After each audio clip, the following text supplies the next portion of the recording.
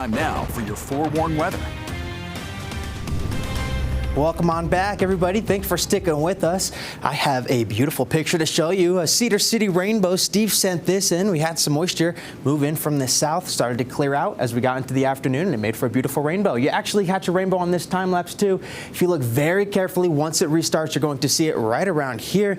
We did have moisture earlier today, and here comes that rainbow. You saw it there for just a split second, and then it cleared on out as we got into the late afternoon hours, and that cloud coverage moved up here to the north. As we take a look at the radar, you're going to see we do have some moisture out there still, bringing it down to southern Utah first. We have some echoes of moisture in southwestern Utah, the east end of Washington County, Iron County getting a few drizzles.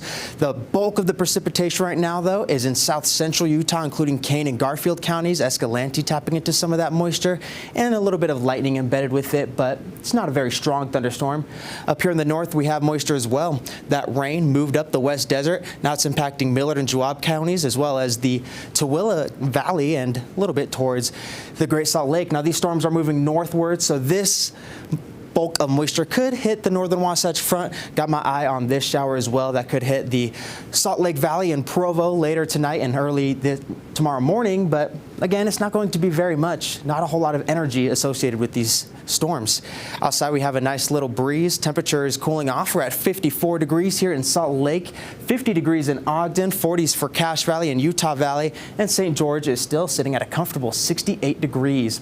By midnight, Salt Lake is still going to be in the 50s with mostly cloudy skies. Those clouds hold on into the early morning hours. We're going to be dropping into the 40s for your overnight lows, and then it starts to warm back up, reaching 53 degrees by 10 a.m., and the clouds do start to clear as we get into the late morning and early afternoon.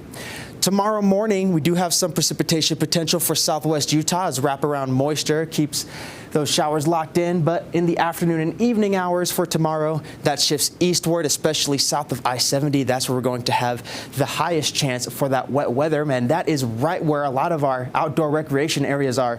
So most of our state and national parks are under a possible threat for flash flooding. Red Cliffs, Snow Canyon, Zion, and possibly Glen Canyon. It's not expected, but it is still worth keeping your eyes to the skies there. Our futurecast shows us the timing. There's that low pressure system moving over the southern portion of the state.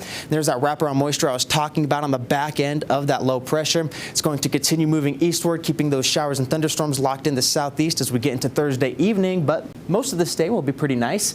Then as we get into Friday, high pressure will build, keeping us clear. And then Saturday comes along, we get a little bit of prefrontal moisture, and late Saturday night into Sunday morning, we could start to tap into some of that moisture. That cold front will pass Sunday morning, and that's going to really shake things up in the weather world, and it's going to really rev up that wet weather potential, becoming more scattered on Sunday, beginning to taper off as we get into the start of next week, but Monday is still going to be holding on. Regional forecast for tomorrow shows we're going to be average across the state, 63 degrees in Salt Lake, which is average, exactly average in St. George as well at 75 degrees.